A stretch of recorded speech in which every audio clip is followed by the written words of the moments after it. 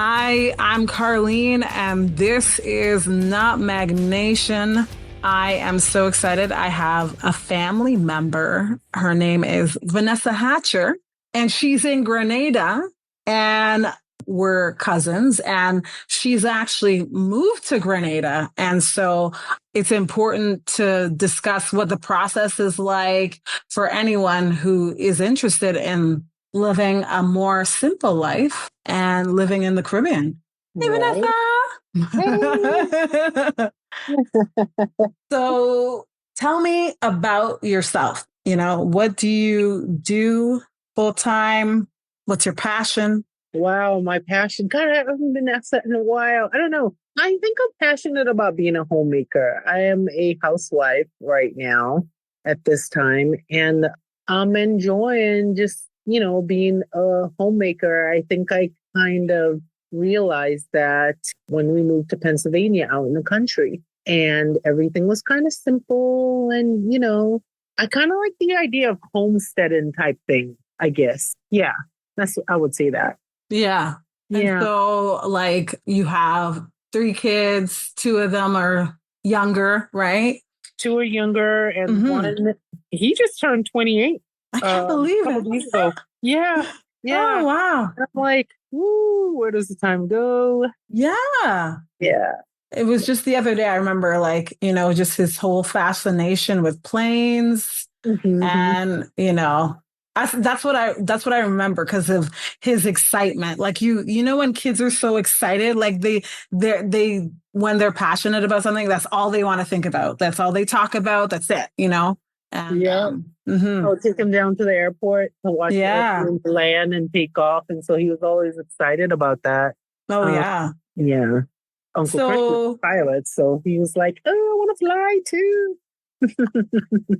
I know, it's the greatest thing. I think I'll always be proud of Christopher because he's the only, is he the only pilot in our family? I don't know. Let me think. As far as I know, is that completely true? I do not know. I mean, there could be someone else with a private pilot license, but I don't know if there's someone, maybe distant family. Yeah. But our immediate family, in terms of different roles, because we have nurses and we have our doctor. Yeah. A lot of our families in the medical field and runs in the blood. Yeah. So that's why I think it was just oh, that's so cool that he flies a plane, But yeah, so I always think it's important to know you're a homemaker and your focus is your family right now. And before you got to where you are, did you grow up? Where were you born? Were you born in Grenada? Remind me. Yeah, so I was born in Grenada, and then we left right about maybe a month after I turned 10, and we moved to New York. And I didn't like it very much. There was kind of a culture shock from Grenada to bam, New York City, and it was okay, but it wasn't my cup of tea. And then we moved to Texas, and we moved near the Houston area, but outside of Houston now back to the country, more of a little country part in that area, outside Houston. And so we really enjoyed it there because although it wasn't like Grenada, but, we can go outside and play, ride our bicycles. It wasn't a concrete jungle kind of thing like New York. So that's kind of, I really enjoyed it there. And so I spent, most of a lot of years in Texas from, when did we move to Texas? We actually moved to Texas twice. So I went through 5th grade in New York, moved to Texas, and went through 6th grade, 7th grade, 8th grade in Texas, part of 8th grade. Then we moved back to New York, and I did 8th grade and part of 9th grade in New York. Wasn't going that well. So why did you move back? Do you remember?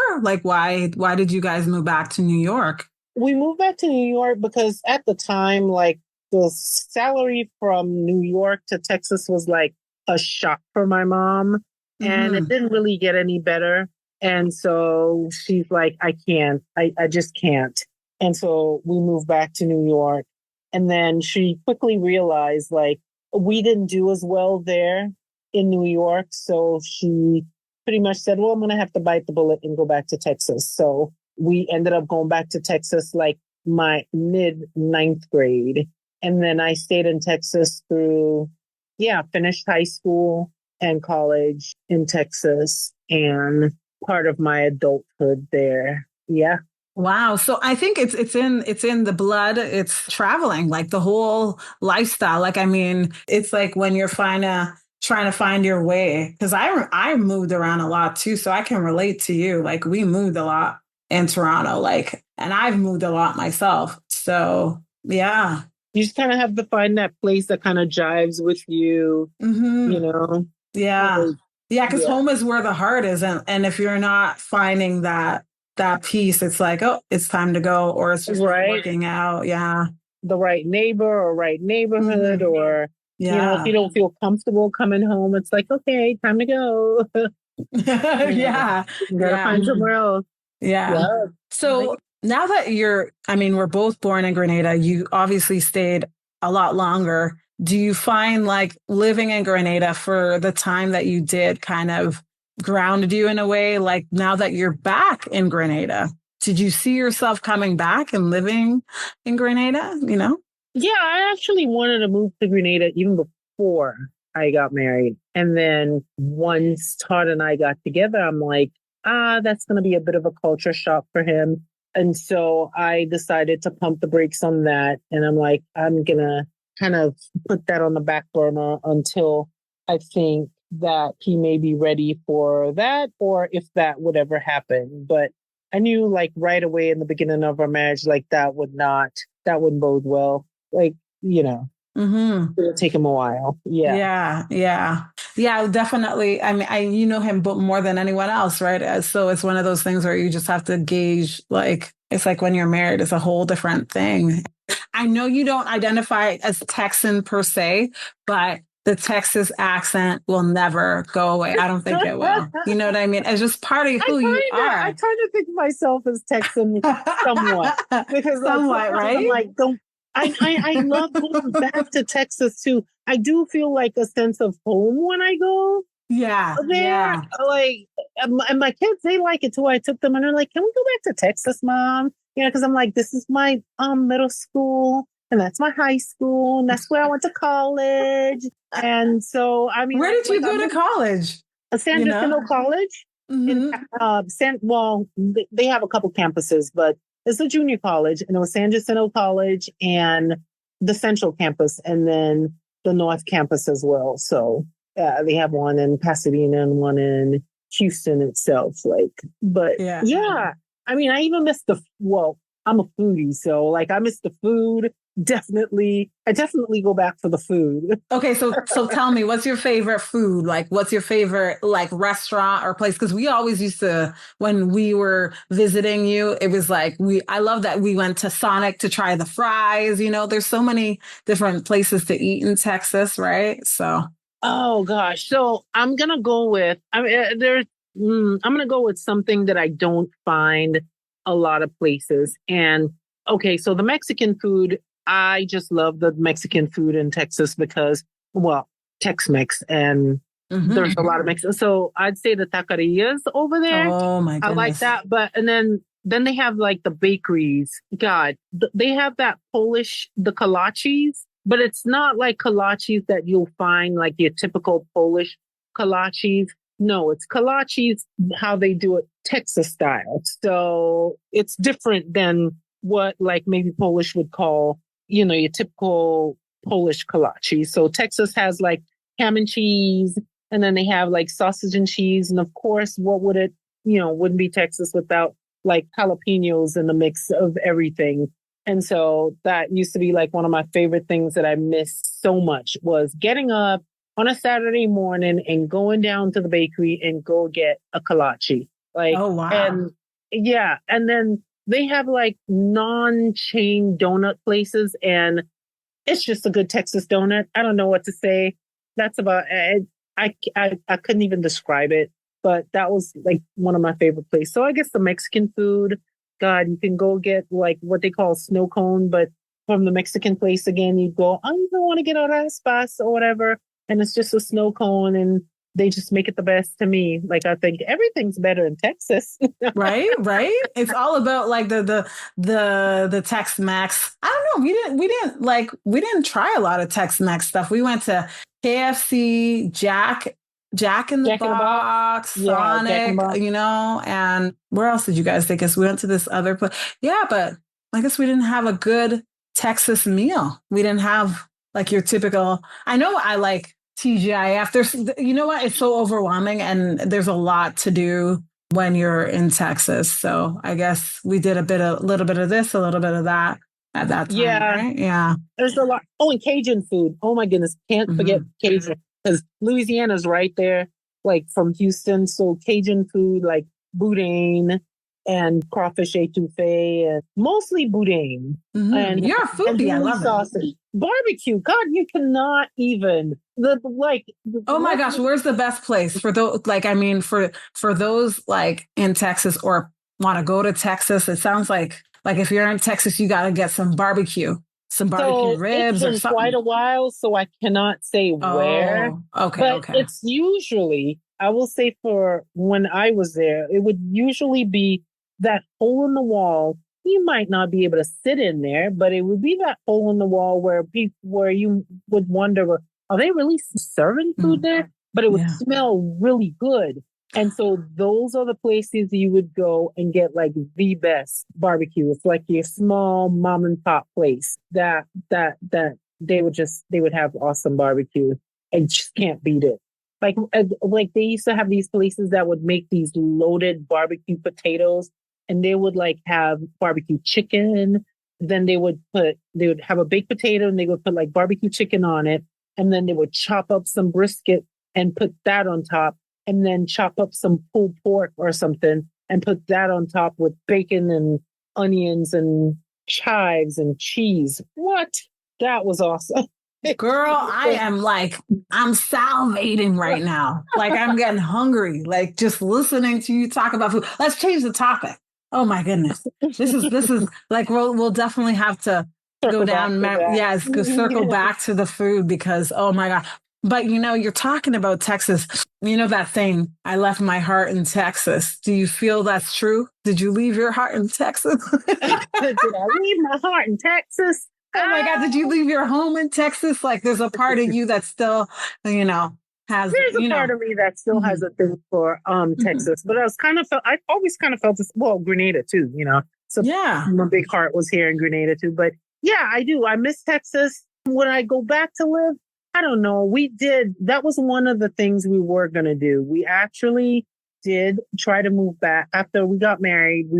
I was going to move back to Texas because I'm like, Florida's getting kind of, I want to move back to Texas. And he was all for it. I got a job and he did not get the job he wanted. So we kind of went, okay. So I turned down my position and we moved. That's when we left Tallahassee and moved to Palm Coast. Mm-hmm. Yeah. So we kind of did a ixnay on the Texas thing and stayed in Florida, but we moved more to Central Florida as opposed to North Florida. Yeah. Wow. So I will say the two places that have my heart though is Texas and Pennsylvania. Yeah. Mm-hmm. Pennsylvania, most people might think of Philly. Right. Not Philly. No. Not at all. Okay. No, we were out in the sticks in the country, like in central Pennsylvania, Amish country, a little, maybe about 45 minutes from Amish country. So yeah, we were out in the sticks. So in the summer, it reminded me a lot of Grenada, like, the more narrow roads, you have to wait on the car to come across the bridge. And then you go real mountainous hills and curves, hairpin turns, that kind of stuff. That part of Pennsylvania that we lived in, and farms everywhere. So yeah, it reminded me a lot. I feel like it prepared me to move to Grenada, honestly, because when I drive there, it kind of reminds me of here. So I feel like as far as driving, it prepared me for Grenada, like the roads and such. You think it did? Like, I'm the roads a little bit bigger than the ones in Grenada. Like, I can never get over the roads. Like, I mean, Grenada, that's the one thing, like, you notice it when you're driving to the country, especially how narrow the roads are. And then the British style driving too. But yeah. So, okay, the opposite side, no. But we had freeways, of course, in Pennsylvania and the area we were. But when you get to like in the back country, like the roads we drove and stuff, there, like we lived in a little town. When I tell you a little town, okay, first Christmas we were there. Bring, not Christmas Eve, the day before Christmas Eve. Hey, Miss Hatcher. Yes, hello. You have a package here, and we're going to be closing. It's probably a Christmas gift, so you might want to come get that, and just come knock the door. We're at lunch anyway, but knock the door. Like most post office don't close for lunch, but like they do in Grenada, used to, I should say, things used to close for about an hour, and so there the post office closed for about an hour. And so you go knock the back door because they're at lunch and they told you to come and you get your package. And like everybody knows each other in this town that we lived in. And so there were very narrow roads and like a couple of the bridges, you'd have to wait for the person to pass so you could go because two cars can't fit at the same time. And then like at the end of the year, Christmas, everyone goes to like this place called the Children's Lake, and the bank passes out cookies, and the fire station passes out hot chocolate, and everybody looks at the town Christmas tree being lit, and Santa comes up in his little boat down the lake, and and then everyone has a good time and they go home. We all do fireworks together out there.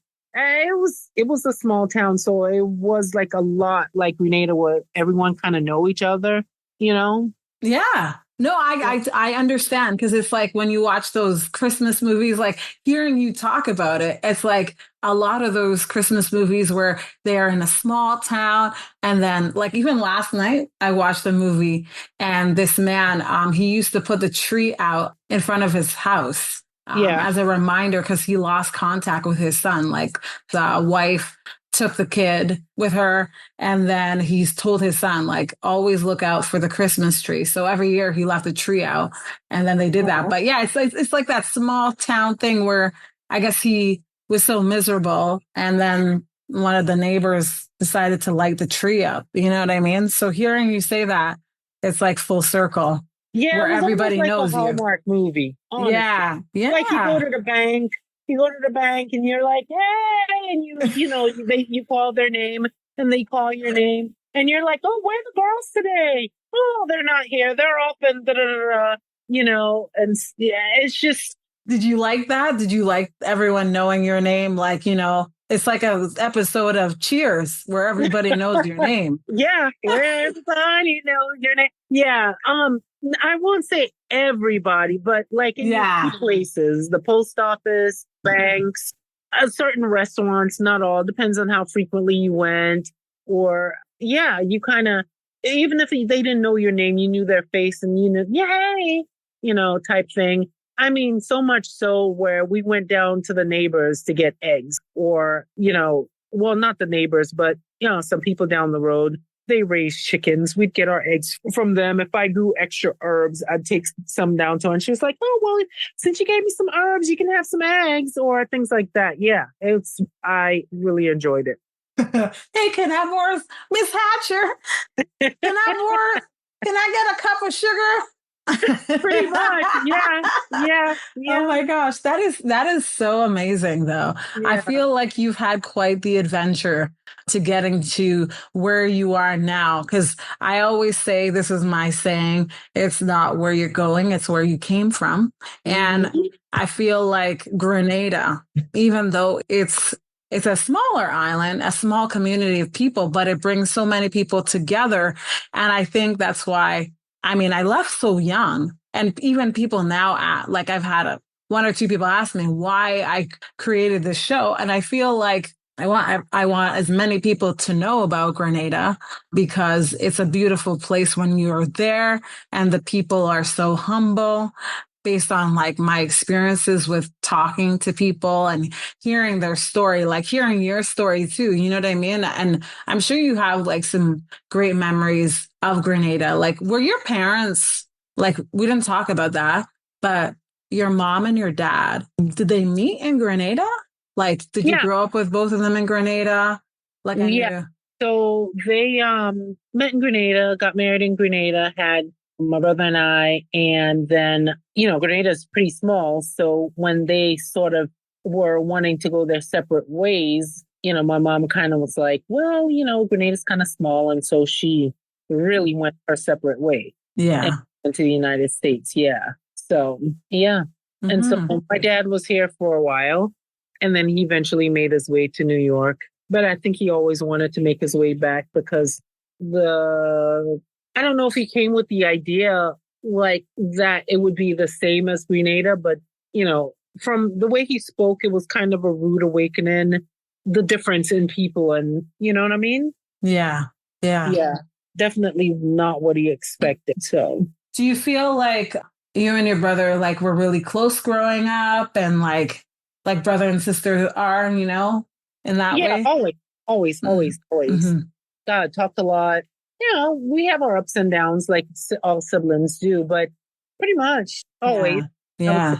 Yeah. Me and Vanessa are cousins because my grandmother, like on my mom's side, so like my grandmother's sister. Yeah. Yeah, is my mom. Mm-hmm. There we go. And so we share. Oh, so yeah, your great grandmother will be my grandmother. Yeah. Mm-hmm. Nez, yeah. I know. Nez. Yeah. Yeah. What a family tree when they started working on that. I was like, oh my goodness. My great grandfather was very busy. Yes, he was. Oh, and then was busy. Yeah, he was. Oh my goodness. I'm just like when I went to the reunion, I'm like, all these people are related somehow. Like how? Like, yeah. Like Vanessa is one like lady, and right? She told me, I said, how are we related? And she goes, you know what? I would explain, but it's actually the family is a pumpkin vine, and I'm just going to leave it at that. And I'm like, you know what? I'll just take that. Yeah, I'll take that. It really is. I mean, I wish I had met her when I had to do a family tree, because and they always ask you to do that. And I'm like, well, I don't even know, because it's just like, even on my dad's side, like I'm trying to figure some of that out. And I'm like, ooh, this is getting too complicated. Yeah. Right? It's a lot. It's a lot. Caribbean family. But okay. Yeah. So you've had this journey. And so I guess what I have to get back to is just the process of getting to Grenada, right? So you're an American citizen and you also have Grenadian citizenship, so dual. Right. And when you started the process, tell me how it worked. Like, was it hard getting all the paperwork? Really It's more of for me, I think it was more of a mental, when are you going to take that next step? And that was the hardest thing, to just say, that's what we're going to do, because we would come down and we'll go, oh God, we got to do this. We got to do that. We got to do that. And it was always a never ending waiting for the perfect everything to line up. And this last time we were just like, you know what? We're just going to do it. We're just going to stay. But the process to that, before that, so my husband, of course, he's not a Grenadian citizen. He's a U.S. citizen. And then so my children, they also did not have a Grenada passport. So I ended up calling I wanted to make sure that they all had a Grenada passport, like their citizenship, to be able to move. Well, they could move here without it, but I just preferred that they had it. And so for the girls, it was easier to get them a passport. Darian was a little harder because he's over 18. So he would have to do a bunch of blood tests and such, but still be able to get his citizenship through me as his mom. The girls, since they were pretty young, they before required the blood test. They did all the blood tests and such. And then the lady from the consulate called and said, you know what? They don't have to do that anymore. So she had me get all the documents up. Like if you, the consulate. So just the facts. So for those looking at the paperwork side, if you're not a Grenadian citizen, you have to get a Grenadian passport. Is that what you're saying? Like all that No, paper? No? Oh, no. I think I So misunderstood. What? if you want to move to Grenada, you can move to Grenada, but you would just have to keep renewing like a visa or whatever, depending on where you're from. Like a work visa. Yeah, because most people just do that. Like, but you have to have a job, right? And right. But I and don't then know your work the visa. Yeah. entire logistics of it. And then they also have the Citizen by Investment program. And we didn't go that route, but I don't know too. I know it's like Just to simplify things, though, you were doing it in a way so that it would make it easier for you to move and not have to keep renewing like your visa every 6 months, right? Right. For the kids and my husband. So that's why I did that, Okay. And so school, everything, it would just be simpler if everyone was a citizen as well. It's kind of like me getting my citizenship in the US. It would just made everything so much more simple. And so that's why we did that. And so with the girls, it's not hard. You just simply call the embassy, not the consulate. I call the embassy in Washington. Yeah, I know that's what it is in Washington. Yeah, in the US. Yeah. Well, The they have Grenadian in Miami, and then they have Grenadian embassy. Embassy or a consulate in New York, but they have an embassy in DC, and they're very helpful there.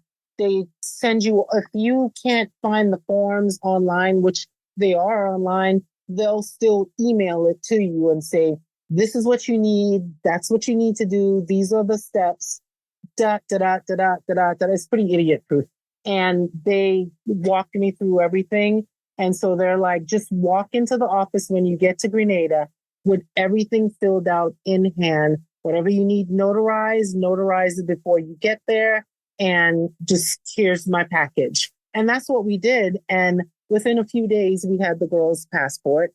And because I had everything done. And then as far as Todd, for him, the process is a little longer. He had to get like a reference letter as far as his character and such from someone in the US. And so he did that. And we filed his paperwork for his citizenship in December.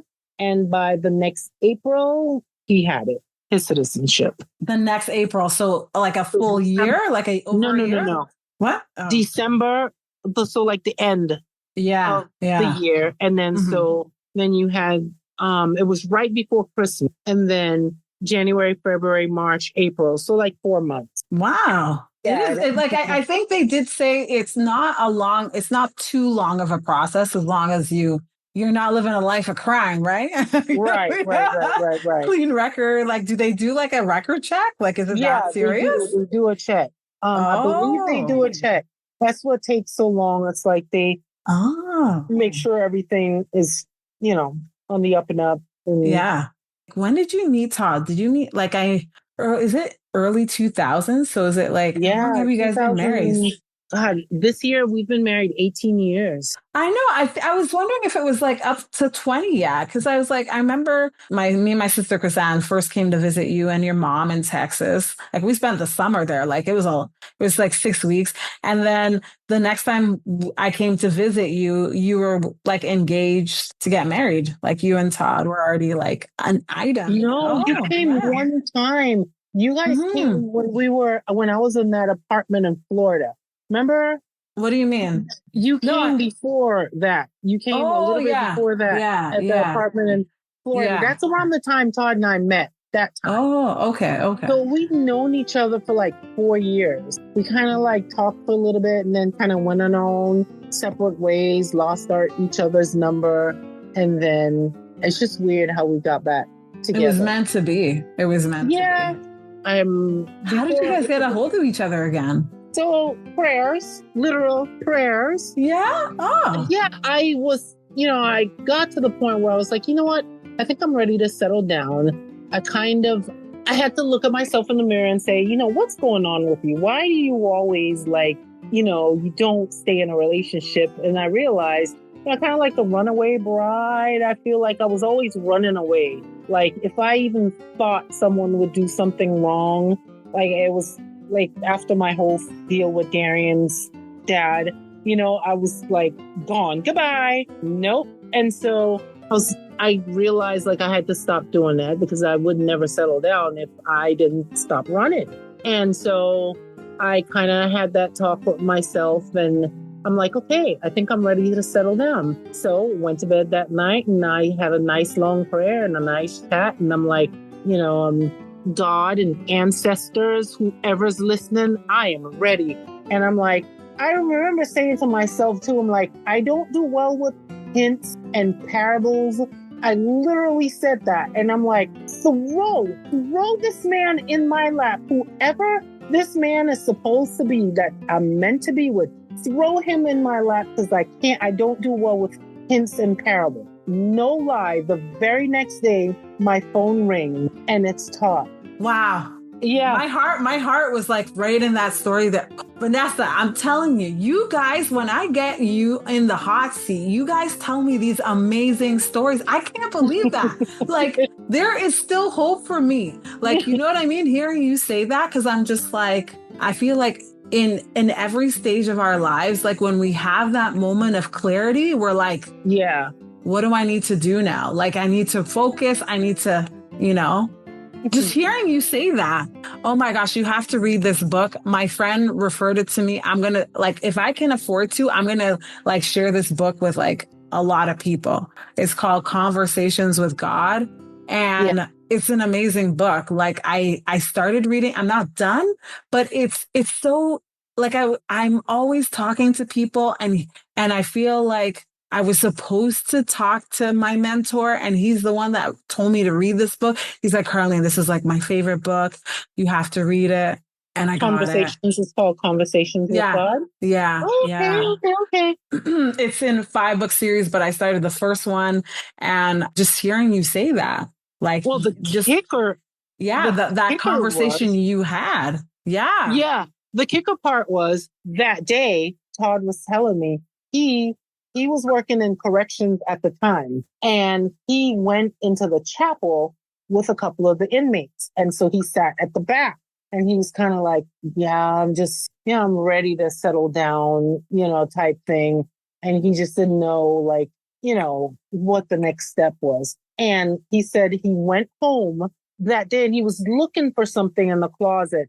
And he said, this box tipped over and he said his old Nextel phone just tumbled out on the floor in front of him. And he says, I wonder if that girl's Vanessa's phone number is still in this phone. That's what he thought about when the Nextel phone tumbled out. And so that is why he called me. A box accidentally fell, the phone flew out, and he called me. He had your number still. It was still stored in the phone. But what are the odds? I say, fling him in my lap. I can't deal with hints. He's in the chapel going, I'm ready to settle down. And then he's looking for something, a box tip over, and bam, this old phone flies out. He boots it up and my number's still in it. And so the person he thought about was me and he called me and the rest is history. Oh my gosh, that is amazing. Yep. I love that story. That's a beautiful story. Ooh, that was beautiful. You. Oh my gosh. I was right there with you. I just saw you. It's just like I was feeling the emotion with that. Oh my, that was powerful. I love that. Oh my gosh. So prayers work. Yes, they do. Yes. Yeah. I think a lot of people sometimes there's all these things. I feel like your story just made me think of, okay, I got to share this one story. And then I know it's getting late, so we're going to wrap it up. But to be continued. So I went to work hearing your story about just conversations with God. This is a story about paying it forward. And I'm always I always try and help people if I can. And I went to the hair store, Vanessa, and I had no money to buy any product for my hair. I only went there to buy hair, this hairspray or whatever. And I was in the hair room. And there was this girl there and I was just talking to her because I don't know, I always have a hard time choosing what style I'm going to do next or what extension I'm going to put in my hair, whatever. And she's like, oh, it just speaks to me. She's like, whatever I feel that's what I get. I'm like, really? It's that easy? Like, I'm like, it's not like that for me. Like, you should see me. I'm like trying on different ones. And she's just like, oh, what do you, I'm like, so she ended up choosing this really nice one. I'm like, oh, that's so nice. You know what I mean? And lo and behold, she's like, just choose the style you want. I'm going to get it for you. I'm like, what? Oh, wow. Did I hear that? First time ever. Wow. She literally bought me the style I'm wearing right now, Vanessa. I was like, bless your heart. I was like, literally, she's like, hurry up, just choose it now. And then we're getting the line. I was like, did I hear that? No way. Wow. Her name is Shay. And I swear she just came from, like, she was a blessing. After work, she just made my day. I couldn't believe it.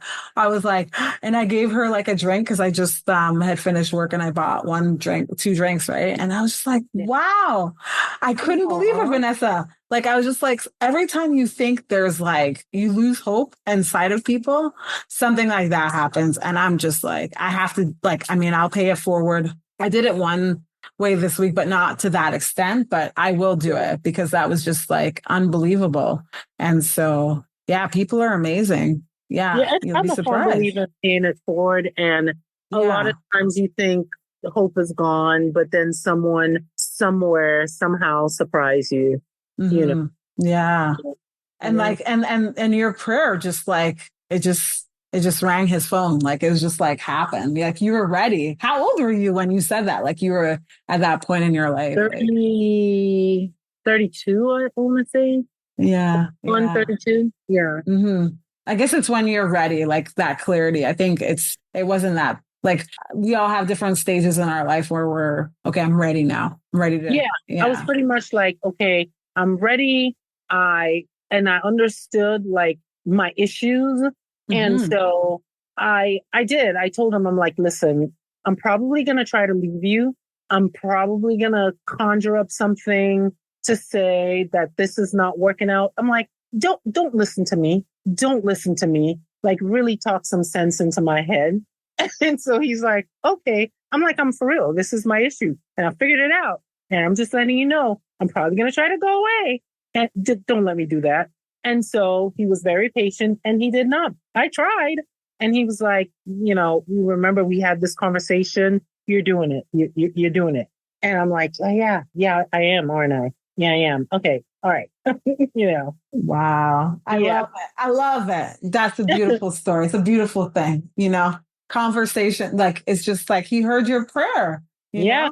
Yeah. I remember Darian and, Jamal's sister, Darian's, cousin, they were in the car when he rang. And I'm like, after I hung up from him, I'm like, what? God, you work so fast. This is like not even a whole 24 hours. I was like, what are you talking about? Wow. It wasn't even a full day? Are you? What? No, it was like that night I prayed. And the very next day, during the day, with a ring-a-ding-a-ding, I'm like, wow, you work fast. I literally said that. Oh my God. Yeah. So I guess you're a firm believer. Yeah, for sure. Oh my gosh. I'm in shock. I'm speechless. I don't even know what to say. I'm like, wow, the power of prayer. Like, prayers. Every time. Yeah. Prayers and meditation. Thank you for listening to Nutmeg Nation with Carleen Humphrey. Hey,